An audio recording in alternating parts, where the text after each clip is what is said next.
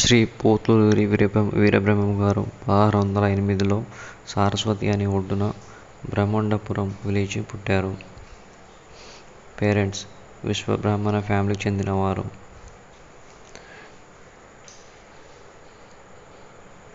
వీరబ్రహ్మం గారి జీవిత చరిత్రలో కొన్ని జరిగినాయి, కొన్ని జరగలేవు. జరిగినవి విగ్రహం మాట్లాడుతుంది అని జరగలేదు. శ్రీశైలం గుడిలో పొగమంచు వచ్చి మల్లికార్జున స్వామి ప్రజల్లో మాట్లాడుతారా అనేది జరగలేదు. శివుని కంటి నీరు వస్తుంది జరగలేదు. తెల్లకాకులు ప్రతి ఊరి చివర్లో ఏడుస్తాయి అని చెప్పారు, అది కూడా జరగలేదు. గోదావరి నదిలో చుక్క నీరు ఉండదు, ఒకరోజు భయంకరమైన వరదలు వస్తాయి. శ్రీశైల బ్రహ్మాండ గుడిలో ఒక ముసలమ్మ 8 రోజులు ఉండి మొక్కుపోతూ అరిచి మాయమైపోతుంది. ఒక బాలుడు ప్రొటెక్ట్ చేస్తారని చెప్పారు. కృష్ణా గోదావరి నదిలో రక్తం పారుతుంది అని చెప్పారు. 2 బంగారు హంసలు ప్రతి ఊరు తిరుగుతాయి అని, వాటిని పట్టుకోవడానికి ప్రయత్నించిన వారు కళ్ళు పోతాయి. ఇది కూడా మగంటిలో ఉన్న నంది విగ్రహం లేచి రెంకలు వేస్తుందని చెప్పారు. కృష్ణానదిలో నీళ్లు ఎక్కువై ఇంద్రకీలాల మీద ఉన్న కనకదుర్గ దేవి ముక్కు పుడకలు తాకుతుందని చెప్పారు. ఇన్ని జరగలేదు. ఇప్పుడు 2014 జరిగినవి. కాశీలో ఉన్న దేవాలయం 40 రోజులు బంద్ అవుతుందని చెప్పారు. గంగా నదిలో వరదలు వచ్చాయి అని సామాన్యులతో అక్కడ ఎవరూ వెళ్ళలేదు. మళ్ళీ 40 రోజుల తర్వాత వెళ్ళారు. ఒక అమ్మ 16 సంవత్సరాలు ప్రజలను పరిపాలిస్తుందని చెప్పారు, ఇది కూడా నిజం. ఇందిరాగాంధీ గారు 16 సంవత్సరాలు ఇండియాను పరిపాలించారు. రంగులు పూసి గద్దెలెక్కుతారు. చాలామంది సినిమా హీరోలు పొలిటిక్స్లో వస్తున్నారు. ఆకాశంలో పక్షి వాహనాలు కూలిపోతాయంటే విమానం కూలిపోయి లక్షల్లో జనం చనిపోయారు, ఇది కూడా వాస్తవం. ఆ సందర్భంలో అచ్చమ్మ ఎన్నో ప్రశ్నలు అడిగింది. అచ్చమ్మ, పరమాత్మ ఎక్కడ ఉన్నాడు? బ్రహ్మం గారు, పరమాత్మ నీలో నాలో ఈ పశువులలో అన్నిటా అతను ఉనికి ఉంటుంది. అచ్చమ్మ, అతనిని ఎలా తెలుసుకోగలం? బ్రహ్మం గారు, అనేక మార్గాలున్నప్పటికీ భక్తి, ధ్యాన మార్గాలు శ్రేష్టమైనవి. భక్తి మార్గం అంటే పరమాత్మను తలచుకుంటూ గడపడం. ధ్యాన మార్గంలో ప్రాణాయామం లాంటి వాటి ద్వారా పరమాత్మ గురించి తెలుసుకోవడం. అచ్చమ్మ, అతను స్త్రీయా, పురుషుడా? బ్రహ్మం గారు, అతను నిరాకారుడు, నిర్గుణుడు, వర్ణనకు అతీతుడు. ఇలా చెప్పి వీటిని ఏకాగ్రతతో ధ్యానించమని చెప్పి తరువాత కాలజ్ఞానం గురించి చెప్పాడు. అచ్చమాంబ బ్రహ్మంగారు తపస్సు చేసుకోటానికి తన గృహ ప్రాంగణంలో నేలమఠం నిర్మించింది. ఈ మఠంలో తపస్సు నిరాటంకంగా జరిగిపోయింది. ఇక్కడే పుట్టుగుడ్డి వాడైన అచ్చమాంబ కొడుకు బ్రహ్మానందరెడ్డికి చూపు ప్రసాదించాడు. ఇది నవాబుకోట సమీపమున ఉంది. ప్రస్తుతం ఇక్కడ గల శివలింగమునకు బ్రహ్మముగారి వెండి విగ్రహమును తగిలించిరి. బనగానపల్లెలో గరిమిరెడ్డి అచ్చమ్మ ఇంటి ఆవరణలో బ్రహ్మంగారు అతనిచే వ్రాయబడిన 14,000 కాలజ్ఞాన పత్రాలను పాతిపెట్టి దానిపై ఒక చింత చెట్టు నాటి ఉంచాడు. ఆ గ్రామంలో ఏవైనా ప్రమాదాలు, ఆపదలు కలిగే ముందు సూచనగా ఆ చింత చెట్టు పూలు అన్నీ రాలిపడతాయని అక్కడి ప్రజల విశ్వాసం. ఆ చెట్టు పంగలలో ఎర్రటి రక్తంలా ప్రవహిస్తూ ఉంటుంది. అది ఆరినప్పుడు కుంకుమలా ఉంటుంది. వ్యాధులు, ప్రమాదాలు నివారణ కొరకు దానిని స్వీకరిస్తుంటారు. ఆ చింత చెట్టుకు నిత్యదీపారాధన చేస్తూ ఉంటారు. ఆ చింత చెట్టు కాయలు లోపల నల్లగా తినడానికి పనికిరానివై ఉంటాయి.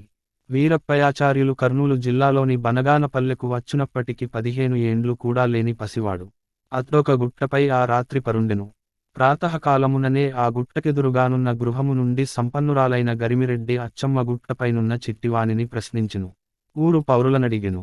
ఆ బాలుడు పశువులు కాయునని, పశువైద్యము తెలుసునని చెప్పగా అచ్చమ్మగారు బాలుడిని పశువుల కాపరిగా ఉండమనెను. ఇప్పుడు ఆ ప్రదేశమున చింతమాను మఠముగా కీర్తిగాంచెను. అచ్చమ్మగారిచ్చిన సంగటిముద్దను దీసుకొని వీరప్పయ్య గోవులను తీసుకొని రవ్వలకొండ ప్రాంతమునకు బోయెను. ఆలమందనొకచోట జేర్చి ఒక గీతను గీసెను. గోవులా గీతను దాటజాలెను. ఇక్కడనే వీరప్పయ్య గులజారముళ్ళుతో తాటి ఆకుపై కాలజ్ఞానం వ్రాయుట ఆరంభించాడు. ఒకరోజు మిగతా గోపాలకులు ఈ విషయాలన్నీ చూచి భయపడి పరుగు పరుగున అచ్చమ్మ గారికి ఈ విషయాన్ని చేరవేస్తారు. మరుసటి రోజున యథావిధిగా ఆవులను తీసుకుని వెళ్లి చుట్టూ గిరి గీసి రవ్వలకొండలో కాలజ్ఞాన రచన గావిస్తూ ఉన్న బ్రహ్మం గారిని చూసి ఆశ్చర్యపోతుంది. అచ్చమ్మ ఆమె అతనిని చులకనగా జూచినందులకు తన్ను క్షమించమని వేడుకొనెను. జ్ఞానోపదేశం చేయవలసిందిగా అభ్యర్థించింది. అచ్చమ్మ బ్రహ్మం గారిని దర్శించుకున్న రవ్వలకొండలో ఈనాడు సుందరమైన బ్రహ్మం గారి దేవాలయం ఉన్నది. గుహలో కూర్చుని వ్రాసిన తాళపత్ర గ్రంథాలు మఠంలో నేటికీ భద్రంగా ఉన్నాయి. బ్రహ్మంగారు అచ్చమాంబకు, ఆమె భర్తకు యాగంటి కొండశిఖరం మీద కాలజ్ఞానమునుపదేశించాడు. ఇతర భక్తులు వారిని అనుసరించే ఆ ఉపదేశాన్ని, ముచ్చట్లు, వినేవారు. కావున యాగంటి సమీప పర్వత ప్రాంతమునకు ముచ్చట్ల కొండ అని పేరు వచ్చింది. ఆ పిల్లవాడు వీరప్పయాచార్యులుగా పాపాగ్ని మఠాధిపతి గారింట సనాతన సంప్రదాయాల నడుమ పెరుగుతూ వస్తాడు. ఈనాడు కర్ణాటకలోని పాపాగ్ని మఠం బ్రహ్మం గారి ప్రథమ మఠంగా పేరుగాంచి దివ్యక్షేత్రంగా వెలుగొందుతున్నది. అతి చిన్న వయసులోనే బ్రహ్మం గారు కాళికాంబపై సప్తశతి రచించి అందరిని అబ్బురపరుస్తాడు. బ్రహ్మం గారి 10వ ఏట వీరభోజయాచార్యులు స్వర్గాస్తులవుతాడు. అటు పిమ్మట దేశాటన నిమిత్తమై బయలుదేరబోతు తన తల్లి ఆశీర్వాదాలు కోరతాడు. అందుకు వారి తల్లి నాయన వీరంబోట్లయ్య, బ్రహ్మం గారు చిన్ననాడు వీరంబోట్లయ్యగా పిలువబడ్డారు. పాపాగ్ని ప్రస్తుత మఠాధిపతుల వద్ద దీనికి సంబంధించి శాసనాలు ఉన్నాయి. మఠాధిపత్యం స్వీకరించవలసిన నీవు ఇలా తల్లిని వదిలిపెట్టి దేశాటనకు బయల్దేరితే ఎలాగంటూ శోకసంద్రంలో మునిగిపోతుంది. పుత్రుని మీద ఉన్న మమకారం కారణంగా ఆమె అనుమతిని నిరాకరించగా ఆమెను అనేక విధాలుగా అనునయించి జ్ఞానబోధ చేశాడు. ఆ సందర్భంలో ఆయన పిండోత్పత్తి జీవి జన్మ రహస్యాలను తల్లికి చెప్పి ఈ అనుబంధాలు మోక్షానికి ఆటంకమని దానిని వదలమని తల్లికి హితవు చెప్పాడు. శరీరం పాంచభౌతికమని ఆకాశం, గాలి, అగ్ని, పృథ్వీ, నీరు అనే 5 అంశాలతో చేయబడిందని సమస్త ప్రకృతితో కన్ను, ముక్కు, చెవి, నోరు, చర్మము అనే జ్ఞానేంద్రియాల ద్వారా సంబంధం ఏర్పరచుకొని జ్ఞానం సంపాదిస్తామని, వీటి ద్వారా నేను అనే అహం జనిస్తుందని, ఆత్మ సాక్షిగా మాత్రమే ఉంటుందని, బుద్ధి జీవుని నడిపిస్తుందని, బుద్ధిని కర్మ నడిపిస్తుందని, దానిని తప్పించడం ఎవరికీ సాధ్యపడదని, ఈ విషయాన్ని గ్రహించి ఎవరు పరబ్రహ్మను ధ్యానిస్తారో వారు మోక్షాన్ని పొందుతారని బోధించి ఆమె వద్ద సెలవు తీసుకుని దేశాటనకు బయలుదేరాడు. గంగా నది తీరంలో బ్రహ్మాండపురవాసులైన విశ్వబ్రాహ్మణ పుణ్యదంపతులైన పరిపూర్ణయాచార్యులు, ప్రకృతాంబలు సంతానార్థులై కాశీయాత్ర చేశారు. కాశీనగరంలో పరమశివుడు కలలో కనిపించి విష్ణువు ఆమెకు కుమారుడుగా జన్మిస్తాడని చెప్పాడు. కొంతకాలానికి ప్రకృతాంబ గర్భం ధరించింది. నవమాసాలు నిండుతున్న సమయంలో స్వగ్రామానికి బయలుదేరగా సరస్వతీ నదీ సమీపంలో మగబిడ్డను స్వస్తి శ్రీ చాంద్రమానేన కీలక నామ సంవత్సర కార్తీక శుద్ధ ద్వాదశి నాడు ప్రసవించింది. 1 మరుసటి రోజు పరిపూర్ణయాచార్యులు కాలధర్మం చేశారు. ప్రకృతాంబ సమీపంలోని అత్రి మహాముని ఆశ్రమంలో చేరుకుని తన బిడ్డను పెద్దవాణ్ణి చేయమని కోరి తను కూడా తనువు చాలించింది. కర్ణాటకలోని స్కందగిరి పర్వతసానువులో స్థితమైన పాపాగ్ని మఠాధిపతులు, ప్రస్తుతం ఇది చిక్బళ్ళాపూర్ జిల్లాలోని కళవారహళ్లిలో ఉన్నది, అయిన విశ్వబ్రాహ్మణ పుణ్యదంపతులు యనమదల వీరభోజయాచార్యులు, వీరపాపమాంబ సంతాన భాగ్యం కోసం పుణ్యక్షేత్రాలు సందర్శిస్తూ అత్రి మహాముని ఆశ్రమం చేరుకుంటాడు. సంతాన ప్రాప్తికై పరితపిస్తున్న ఆ పుణ్య దంపతుల చెంతకు దైవస్వరూపులు అయిన బ్రహ్మన్ని అత్రి మహాముని అందజేస్తాడు.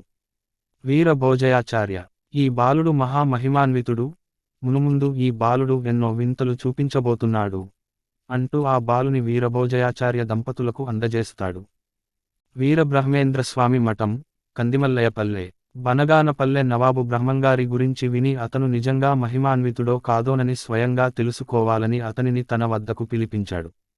అతను రాగానే స్వయంగా స్వాగతం చెప్పి అతనును ఆసీనులను చేశాడు. స్వామివారికి ఫలహారాలు తీసుకురమ్మని సేవకుని ఆజ్ఞాపించాడు. అయినా అతనికి మాంసాహారం తీసుకురమ్మని సేవకునికి ముందుగానే సూచన చేశాడు. నవాబు ఆదేశానుసారం సేవకుడు మాంసాహారం నింపిన పళ్ళెరాన్ని బ్రహ్మంగారి ముందు ఉంచాడు. అతను పళ్ళెరం పైనున్న వస్త్రాన్ని తొలగిస్తే ఫలహారం స్వీకరిస్తానని చెప్పగా సేవకుడు అలాగే చేశాడు. ఆ పళ్ళెంలోని మాంసాహారం పుష్పాలుగా మారటం అక్కడి వారిని ఆశ్చర్యచకితులను చేసింది. ఈ సంఘటనతో నవాబుకు అతను మహిమలపై విశ్వాసం కుదిరి అతనిని పలువిధాల ప్రశంసించాడు. ఆ సందర్భంలో బ్రహ్మంగారు నవాబు సమక్షంలో కొన్ని కాలజ్ఞాన విశేషాలు చెప్పాడు. ఆ తరువాత నవాబు అతనుకు 70 ఎకరాల భూమిని దానం చేసి, దానిని మఠం నిర్వహణకు ఉపయోగించవలసినదిగా కోరి, ఉచిత మర్యాదలతో సత్కరించి సాగనంపాడు. విచిత్రమైన ఈత చెట్టు ఒకటి పుట్టి రాత్రులు నిద్రపోతూ పగలు లేచి నిలబడుతుంది. అలా 7-8 సంవత్సరాలు ఉండి, ఆ చెట్టు నశిస్తుంది. అది మొదలు దేశంలో తీవ్రమైన కరువు కాటకాలు ఏర్పడతాయి. ఈ కలియుగంలో 5097 సంవత్సరంలో ఎన్నో విశేషాలు జరుగుతాయి. ఆ ధాతృనామ సంవత్సరంలో అనేక ఊళ్లలో రూపాయికి చిట్టెడు బియ్యం అమ్ముతారు. జనులు అరచి అరచి చస్తారు. కలియుగం 5000 సంవత్సరాలు గడిచేసరికి గరిమిరెడ్డి అచ్చమ్మ వంశంలో ఎవరూ మిగలరు. ఆ వంశానికి ఆస్తి అయిన గోవులలో ఒక్క గోవు కూడా మిగలదు. బనగాన పల్లె నవాబు పాలన కూడా క్రమంగా నాశనమవుతుంది. అతనికి వచ్చే ఆదాయం క్షీణిస్తుంది. వీరబ్రహ్మేంద్రస్వామి, ఈశ్వరీదేవి గ్రామోత్సవ దృశ్యచిత్రం, కందిమల్లయ్యపల్లె. ఆపై అతనుకు దేశాటన చేయాలని కోరిక కలగటంతో శిష్యులకు నచ్చచెప్పి దేశాటనకు బయలుదేరాడు. ఆ సమయంలో పర్యటిస్తూ కందిమల్లయ్యపల్లె చేరుకున్నాడు. ఆ ఊరు అతనిని ఆకర్షించడంతో అక్కడ నివాసం ఏర్పరుచుకుని మామూలు వడ్రంగిలా కులవృత్తిని చేస్తూ జీవించడం ప్రారంభించాడు. గ్రామంలో అమ్మవారి జాతర కొరకు చందా ఇవ్వమని పెద్దలు అతనిని కోరగా తాను పేదవాడినని ఏమీ ఇవ్వలేనని బదులిచ్చాడు. వారు అతనిని చులకన చేసి మాట్లాడగా అతను తాను ఏదైనా ఇస్తానని కానీ అమ్మవారి గుడి దగ్గర ప్రజల సమక్షంలో మాత్రమే తీసుకోవాలని కోరాడు. వారు అందుకు సమ్మతించి అమ్మవారి గుడి దగ్గరకు అందరూ చేరారు. అందరి ముందు గుడి ముందు నిలబడి గ్రామ మునసబు చుట్ట కాల్చుకోవటానికి అమ్మవారిని ఉద్దేశించి, పోలేరి చుట్టకు నిప్పు పట్టుకునిరా అని కోరగానే అదృశ్య రూపంలో అమ్మవారు అతనుకు నిప్పు అందించగా ఊరివారు దిగ్భ్రాంతి చెంది అతనును గౌరవించడం మొదలుపెట్టారు. అతను వారికి ధర్మబోధ చేయడం మొదలుపెట్టారు. ఇలా అతను గురించి చుట్టూ ఉండే ప్రదేశాలకు తెలిసి రావడంతో వారు అతను కోసం తరలి రావడం మొదలుపెట్టారు.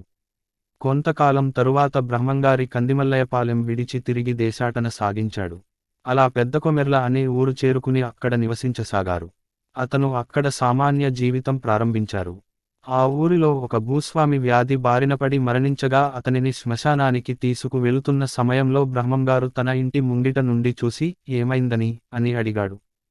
వారు, అతడు మరణించాడు, శ్మశానానికి తీసుకు వెళుతున్నాం అని బదులు చెప్పారు. కానీ బ్రహ్మంగారు, ఇతడు మరణించలేదు కదా, ఎందుకు తీసుకు వెళ్లడం, ఇతనిని దింపుడు కళ్ళెం వద్ద దించండి అని చెప్పి వారి వెంట వెళ్ళాడు. వారు అతనిపై అవిశ్వాసంతోనే దింపుడు కళ్ళం వద్ద దింపారు. అప్పుడు బ్రహ్మంగారు భూస్వామి శరీరాన్ని తల నుండి పాదం వరకు చేతితో స్పృశించగానే అతను జీవించాడు. అది చూసిన వారంతా అతను పట్ల భక్తి ప్రదర్శించడం మొదలుపెట్టారు. బ్రహ్మంగారు చేసిన మహిమలను విశ్వసించని కొందరు అతనును ఎగతాళి చేసే ఉద్దేశంతో సజీవంగా ఉన్న వ్యక్తిని పాడె మీద తీసుకువచ్చి ఇతనికి ప్రాణం పోయండి అని వేడుకున్నారు. బ్రహ్మంగారు ధ్యానంలో నిజం తెలుసుకుని, మరణించిన వ్యక్తికి ఎలా ప్రాణం పోయగలను అని బదులిచ్చాడు. వెంటనే పాడె మీదున్న వ్యక్తి మరణించడం అందరినీ ఆశ్చర్యచకితులను చేసింది. వారు బ్రహ్మంగారిని మన్నించమని వేడగా అతను వారికి బుద్ధి చెప్పి మరణించిన వ్యక్తి తలని చేతితో స్పృశించి అతన్ని సజీవుని చేశారు. ఆ తరువాత అక్కడి ప్రజలు అతనును దేవుడిలా కొలవసాగారు. ఊరి ప్రజల కోరికపై అతను వారికి జ్ఞానబోధ చేయడం ప్రారంభించారు.